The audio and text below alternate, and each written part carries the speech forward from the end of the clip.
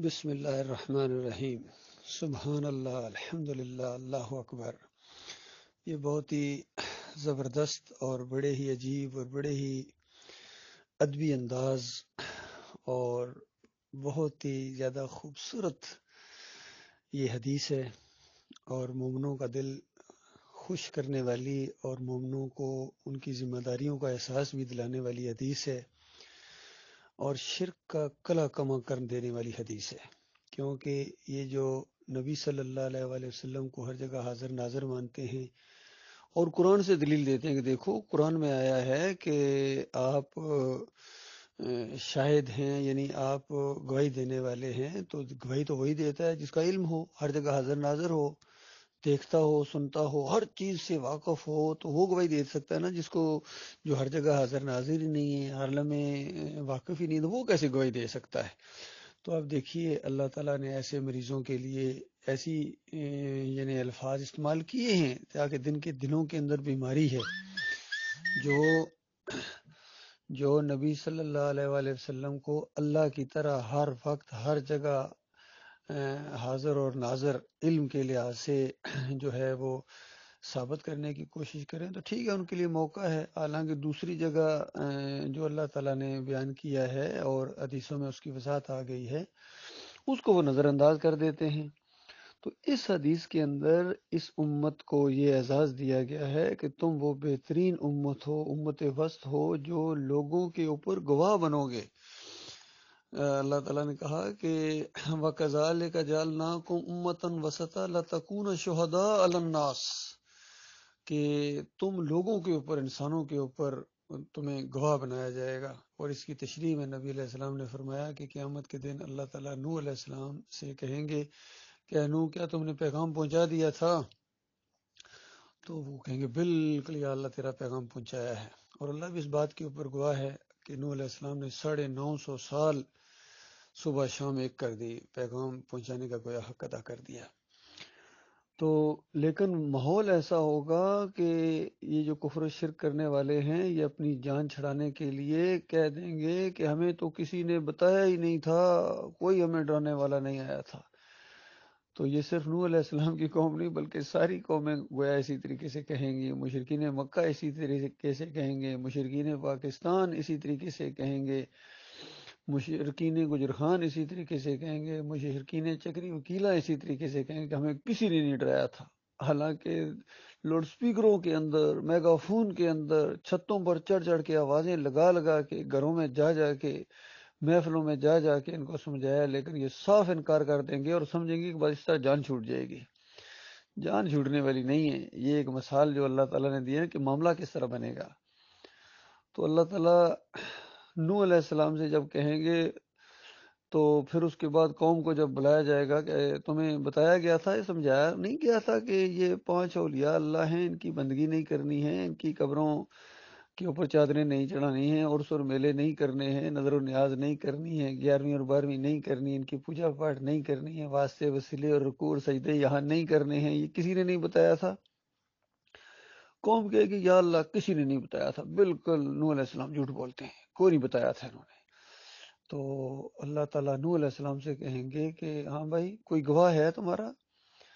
تو نوح علیہ السلام کہیں گے کہ بالکل گواہ موجود ہے، محمد صلی اللہ علیہ وآلہ وسلم اور ان کی امت بھی۔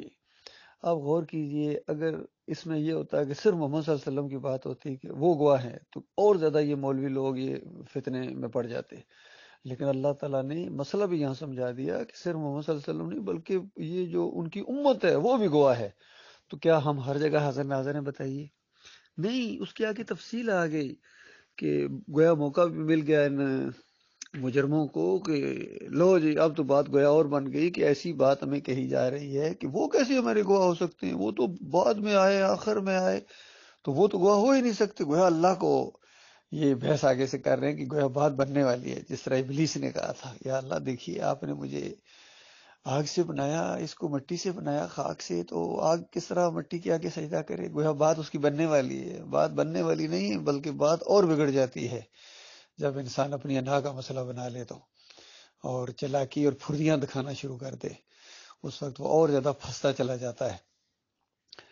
تو اللہ تعالیٰ اس قوم کے سامنے اس امت سے ہم لوگوں سے پوچھے گا مالک کہ ہاں بھائی تم کو کیسے ہو، یہ تو کہتے ہیں یہ تو بعد میں آئے تھے.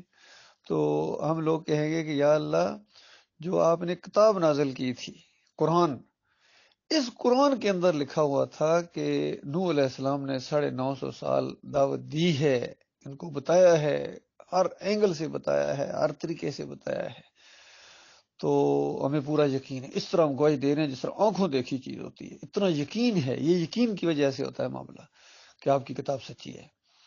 تو میرے بھائیوں غور کرو، عزت کس کو ملی؟ عزت ملی اس کتاب کو ملی، اللہ کے کلام کو ملی، اور آخری جو حجت پوری ہوئی انسانیت کے اوپر وہ یہ کتاب ہے، اللہ کی سچی کتاب، لا ریب کتاب. اس کے اندر جو آ گیا بس حق ہے، اس کے اوپر جس چیز کو پرکھو گے حق اور باطل کا فیصلہ کر دے گی. تو یہ چیز جب ان کے سامنے آئے گی، اندازہ لگائیے، تو یہ بالکل شرک کا کلا کما کرنے والی حدیث ہے کہ اس سے تو شرک کی جڑیں کٹ گئیں کہ نبی علیہ السلام ہر جگہ حاضر ناظر نہیں ہیں، اور جو گواہی دینے والے ہوتے ہیں وہ ضروری نہیں ہے کہ اس کو دیکھ رہے ہوں. اس کی ایک مثال اللہ تعالیٰ نے سورہ یوسف کے اندر بھی بیان کی ہے. جب یوسف علیہ السلام کے اوپر وہ الزام لگا، اس آرمی چیف تھا جو، اس کی بیوی نے جو الزام لگایا، تو اللہ تعالیٰ بیان فرماتا ہے کہ گواہی دینے والے نے، اسی خاندان کے، وہ کچھ لوگ کہتے ہیں بچے نے یا کسی نے بھی گواہی دی، تو وہ کرینے کی گواہی ہوتی ہے. تو اس نے ایک عقلی گواہی دی، تو حالانکہ وہ دیکھ نہیں رہا تھا، کوئی بھی دیکھ نہیں رہا تھا اس وقت جب وہ معاملہ، اس نے دروازے بند کروا دیے تھے، تو وہ اس نے کرینے کی گواہی دی. تو اللہ تعالیٰ کہتا ہے گواہی دینے والے نے، تو اس کا مطلب ہے کہ وہ گواہی دینے کے لیے وہ دیکھنا ضروری نہیں ہوتا ہے کہ اس وقت آنکھوں دیکھ رہا ہو. تو نبی علیہ السلام ہر چیز کو ہر وقت آنکھوں نہیں دیکھ رہے ہوتے ہیں، یہ تو الوہیت ہے. تو نبی علیہ السلام کے کتنے واقعات ہیں، ہزاروں نہیں لاکھوں واقعات ہیں ان کی زندگی کے اندر. دیکھیے جب مکہ میں تھے تو مدینے میں نہیں تھے، کیونکہ مدینے والوں کا بھی ایمان تھا کہ مکہ میں ہیں، ورنہ کیوں کہتے ادھر آ جائیں. یا نبی علیہ السلام آگے سے کہتے مجھے کیوں کہہ رہے ہو مدینے آ جائیں، میں تو ہر جگہ حاضر ناظر ہوں، ہر جگہ ہوں، تو یہ تو ادھر آنے جانے کی ضرورت ہی کوئی نہیں ہے. اسی طرح جب مدینے چلے گئے تو مکہ والوں کو پتہ چل گیا کہ اب یہاں کوئی نہیں ہے، اب مدینے چلے گئے، ورنہ وہ کیوں ڈھونڈتے، جو انکاری تھے وہ بھی، اور جو پیچھے مسلمان رہ گئے تھے وہ بھی، یعنی نبی علیہ السلام سے جو محبت کرتے تھے، صحابہ سے محبت کرتے تھے، وہ بھی ہجرت کے لیے تیار ہو گئی کہ ہم بھی ادھر ہی جائیں گے جدھر وہ چلے گئے ہیں. تو اسی طریقے سے جب مدینے میں گئے نبی علیہ السلام، تو وہی تو وہاں بھی تو اللہ کے نبی ہیں. تو اندازہ لگائیے ان مولویوں کو اور ان جو پوجا کرتے ہیں، وہ کہتے ہیں دیکھیں جی نبی علیہ السلام جدھر جا رہے ہیں قرآن پیچھے پیچھے جا رہا ہے. وہ وہی آتی تھی نا اللہ کی، تو کیا نبی علیہ السلام جب مدینے چلے گئے تھے تو وہی مکے میں آتی رہتی؟ تو یہ تو نہیں ہو سکتا، اتنا بھی عقل نہیں کام کرتا ہے ان کا. اور بڑے بڑے علماء ہیں، کہتے ہیں ڈاکٹر اسرار کہتے ہیں یہ مسئلہ میں نے حل کر دیا، حاضر ناظر کا مسئلہ بھی انہوں نے حل کر دیا، یعنی ہر جگہ حاضر ناظر بھی ہیں، انسانوں کی طرح نہیں ہیں، اس طرح کے دلائل دے رہا ہے. اور کبھی علم غیب کا مسئلہ آتا تو کہتے ہیں یہ بھی مسئلہ حل کر دیا، غیب جانتے بھی ہیں اور نہیں بھی جانتے ہیں. تو اس طریقے سے ڈبل پالیسی کھیل کے انہوں نے امت کو گمراہ کر دیا. اور پھر اسی وجہ سے آج پوری جگہ ہر جگہ نور نور کی پکاریں لگ رہی ہیں، نور میں نور اللہ، اللہ کے نور میں سے نور جدا. اور بتانے والے کوئی معمولی لوگ نہیں ہیں، مجدد الفسانی 2,000ویں صدی کے یہ مجدد ہیں. یہ کہتے ہیں کہ نبی علیہ السلام نے فرمایا، الزام نبی علیہ السلام کے اوپر لگاتے ہیں کہ مجھے اللہ تعالیٰ نے اپنے نور سے پیدا کیا ہے. ایسی جھوٹی باتیں. اور حالانکہ نبی علیہ السلام کہا کرتے تھے کہ میں آدم علیہ السلام کی اولاد میں سے ہوں، اس پر فخر کرتے تھے.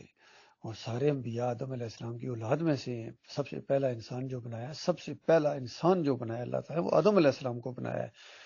اور پھر وہ سارا واقعہ اللہ تعالیٰ نے بیان کر دیا، فرشتوں کو اپنا منصوبہ بتایا.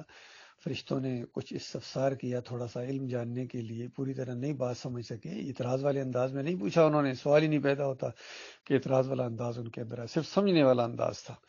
یا انہوں نے ایک اندازہ اس طریقے سے لگایا کہ یہ جب اختیار اس کو دیا جائے گا، اس کو جب زمین پر خلیفہ بنایا جائے گا تو ظاہر بات اختیارات دیے جائیں گے کہ چاہے مانے یا نہ مانے، تو پھر لڑائی جھگڑے ہوں گے، یہ ہوگا وہ ہوگا.